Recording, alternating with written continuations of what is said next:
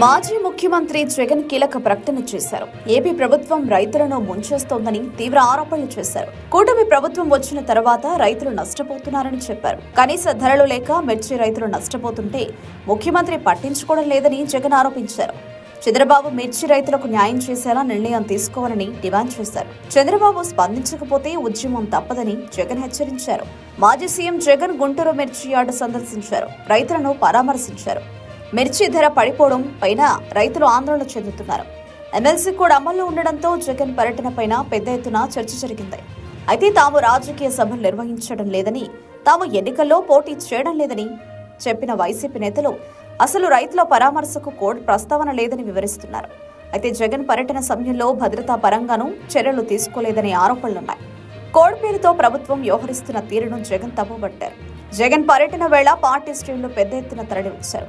రైతులను పరామర్శించిన జగన్ వారు ఎంతకు సరుకు అమ్ముకుంటున్నారనే అంశంపైన ఆరా తీశారు. వారి స్వగ్రామాల్లో సౌకర్యాల గురించి అడిగి తెలుసుకున్నారు. ఇదే సమయంలో జగన్ కీలక వ్యాఖ్యలు చేశారు. రాష్ట్రంలో ఏ పంటకు కనీస మద్దతు ధర లేదని, మిర్చి రైతుల పరిస్థితి అధ్వానంగా ఉందన్నారు.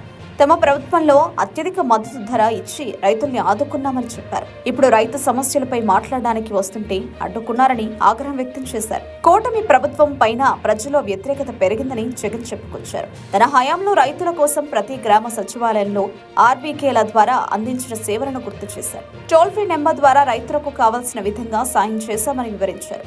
అమరావతిలో ఉన్న చంద్రబాబుకు సమీపంలోనే గుంటూరు మిర్చి యార్డులో కష్టాలు ఉన్న రైతులను పరామర్శించడానికి సమయం దొరకలేదని ధ్వజమెత్తారు.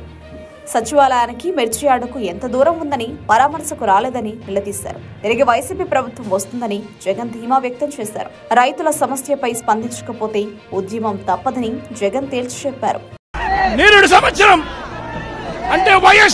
ప్రభుత్వ హయాంలో 21,000 నుంచి 27,000 రూపాయలు పలికిన పంట ఈరోజు కేవలం 10-11,000 రూపాయలు కూడా కొనే నాథుడు లేడు.